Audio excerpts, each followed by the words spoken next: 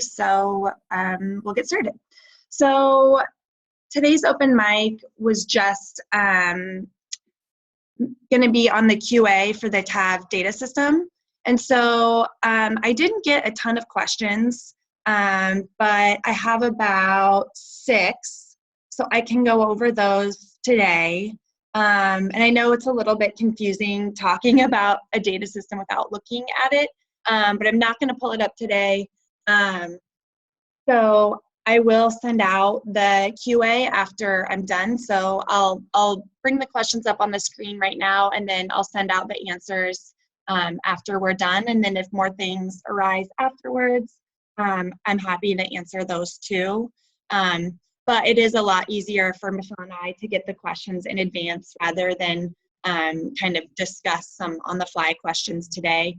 Since it's new to us all, you know, the data system is new to us too. It takes us a little bit to research the answers. So we'll just go over the questions that were asked in advance of the meeting first. So let me bring them up.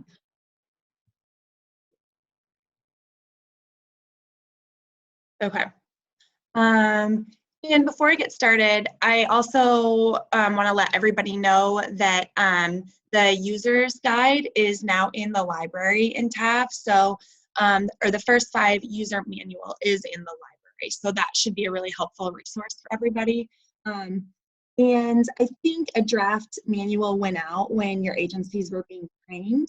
But now this one is a bit more finalized. I mean, it could still change, but it's definitely more finalized than whatever was given out during super user training.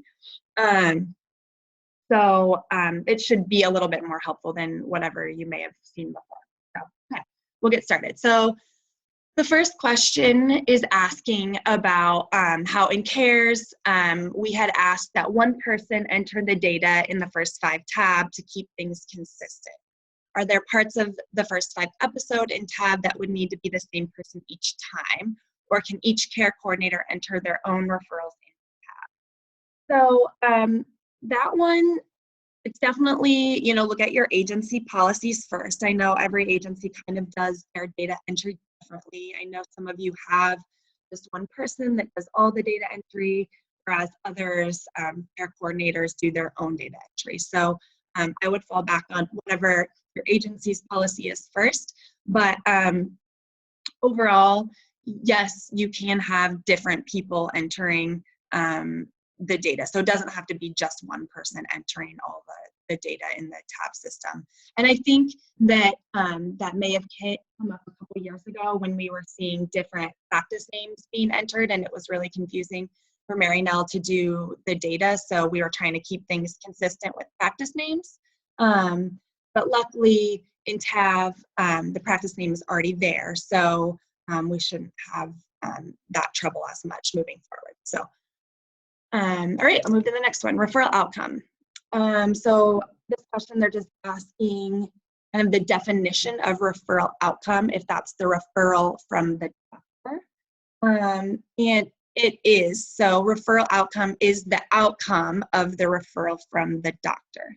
And then outcome is the outcome of the referral from the doctor, like whether the family was successfully contacted, linked to services, declined services, etc.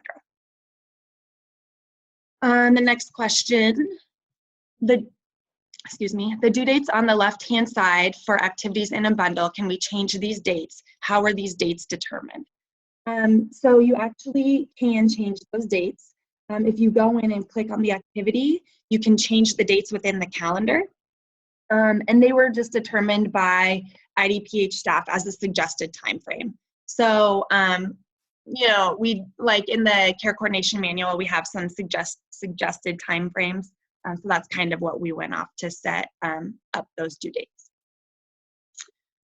Do we enter our initial conversation in an introduction call under comments or in care coordination? Same with follow-up call, or are all conversations entered in care coordination? So all conversations are entered in care coordination.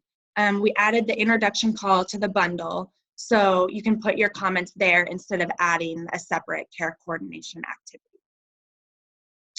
Another question, are the barriers just for the referred child? Where do we put mom's barriers? And that's a good question. So same as in CARES, the barriers would include moms as well, but documented under the child. And then the last question, for referral, when inputting referral, you can choose more than one reason, but you can only choose one referral outcome. The referral outcome could be different for each reason. Should we add new activities for each reason for referral? So that's a good question too. So yeah, you can get multiple referral reasons from the provider. And just like in CARES, the referral outcome should be for the primary referral reason. So if multiple reasons were provided by the referring physician, just choose the most primary issue to report the referral outcome on. So that's kind of up to your own discretion. But whatever you see as primary or whatever you're working with the family the most on, that's what we would want the referral outcome to be reported on. So like I said, I didn't get a ton of questions, but those are the ones that I have prepared for today. Maybe that spurred some new questions in some of your minds, and that's perfectly fine. Feel free to send on anything that you have. I will send this out so that you can actually read the responses and kind of go through tab and see how things look visually instead of just listening to a QA. So hopefully that will help too. And then also, don't forget the user manual is up. And then I've had some questions about a full training, whether or not we're doing that. I don't know right now. I know that the original plan for TAV was for the super users to get trained and then train their agencies. So we'll have to talk about that here to see if that'll work, if we can do that or not. But I have had that question, so we're definitely considering it and looking into it, and we'll let you know. And luckily we have another month to kind of play around in the system and get more used to it, and make some minor changes if we need to. We won't go live now until early April. So I think that should help alleviate any troubles or questions as well. I think that's it, but feel free to send in questions. If I'm not hearing you, feel free to send into the chat box. I haven't heard anybody so far, so I'm not sure if my audio is not working.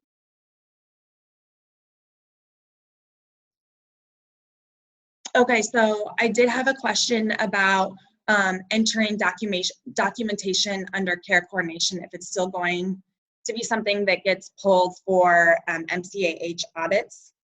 And as I understand right now, first 5 should not be being pulled for the MCAH audit, for the care coordination audit. So I know that it was kind of a fluke that it got pulled this last time in CARES, but luckily in TAB we're able to separate out the 2 things. So yeah, that's a good question, but the plan is that it will not be pulled as part of the MCAH care coordination audit.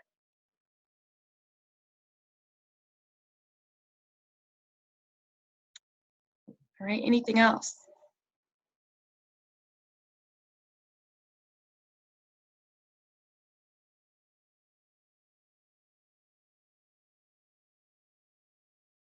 I'm trying to think if we have any other announcements here.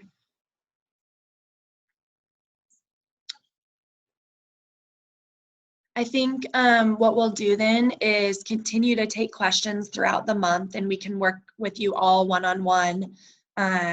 And then we'll, answer more questions next open mic, and maybe even the next one too, in May, after you've had a whole month of documenting things. And hopefully everybody will feel confident with the data system and that it's capturing everything we need. But yeah, feel free to send anything in, and I will get these responses out to you guys today, typed up, so that you can take a look at them. So, all right, well, I guess it was a short one today, but hopefully everybody has a great Monday, and we'll talk to you soon.